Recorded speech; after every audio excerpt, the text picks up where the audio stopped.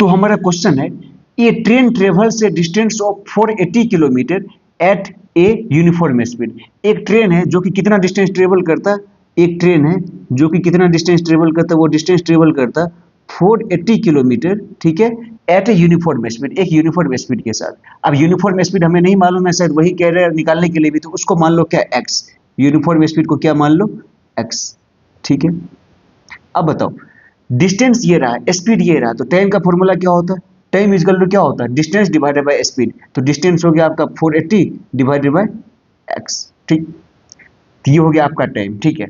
आगे पढ़ो, if the speed had been 8 kilometre per hour less, अगर इसका जो स्पीड है वो 8 किलोमीटर पर आवर कम हो जाए, मीन्स के पहले का स्पीड क्या था, एक्स था, इससे 8 कम हो जाए, तो जो न्यू स्पीड होगी वो क्या होगी, जो न्यू स्पीड होगी वो क्या होगी, x माइनस 8 हो जाएगी। तो कह रहा है अगर इसके स्पीड को 8 किलोमीटर पर आवर कम कर दो, then it would have taken 3 hour more to cover the same distance, यानी कि सेम डिस्टेंस को ट्रेवल करने में ये 3 घंटे ज्यादा लेते हैं। सेम डिस्टेंस मतलब क्या, सेम डिस्टेंस का मतलब हो गया डिस्टेंस हमारा फिक्स है, यानी कि यहाँ 480 था तो यहाँ भी क्या होगा, डिस्टेंस क्या होगा, डिस्टेंस क्या होगा, डिस्टेंस होगा आपका 480 किलोमीटर ही होगा।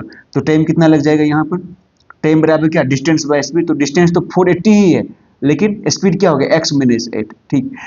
तो कह रहा है कि it would have taken 3 hour more to cover the same distance, 3 घंटे ज्यादा लेगा, इसके कंपैरिजन में ये 3 घंटे ज्यादा लेगा। अगर मैं कह दूं इसका टाइम है t1, इसका टाइम है क्या, t2, तो क्या कह रहा है, it would have taken 3 hour more to cover the same distance, ये t2 जो है वो t1 से 3 घंटे ज्यादा लेगा, तो ये ज्यादा टाइम लेगा, तो t2 इक्वल टू क्या हो जाएगा, t1 प्लस 3, क्योंकि ये क्या t1 से 3 घंटे ज्यादा ले रहा, तो ये हमारा इक्वेशन बन गया, t2 बराबर t1 प्लस 3।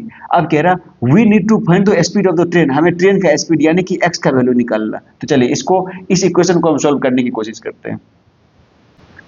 तो इक्वेशन है हमारा t2 is equal to t1 plus 3। अब देखो t2 का वैल्यू कितना है, 480 by x minus 8 is equal to t1 का वैल्यू कितना, 480 बाय x, अब प्लस क्या है, 3 है।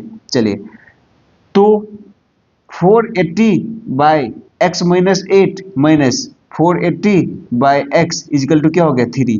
तो यहाँ पर एलसीएम इन दोनों का क्या हो जाएगा, एलसीएम हो जाएगा आपका x इंटू एक्स माइनस 8, तो x माइनस 8 हो गया, इधर हो गया 480x माइनस x, तो 480 into x minus 8 is equal to हो गया आपका 3।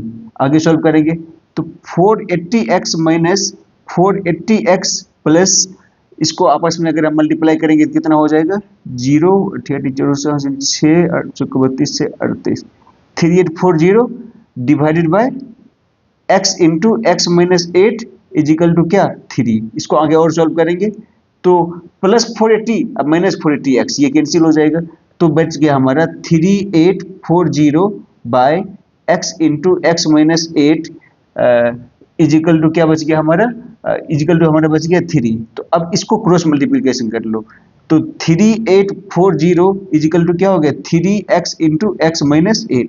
अब 3 से इसको डिवाइड कर दो, 3 1 जा 3, 3 2 जा 3 दूने 6, 2 3 एक 3 1 3 3 दूने 6 2 3 24 1280, कितना हो गया 1280 is equal to x square minus 8x, ठीक है। तो आगे इसको सॉल्व करेंगे, आगे सॉल्व करेंगे तो एक्स स्क्वायर माइनस 8x और माइनस 1280। अब इसका क्या, आपको चाहो तो डायरेक्ट डिस्क्रिमिनेंट से निकाल लो x का वैल्यू, या फिर चाहो तो इसको मिलिटरी स्प्लिट करके x का वैल्यू निकाल लो, वही x का वैल्यू क्या होगा आपका स्पीड होगा, ठीक है।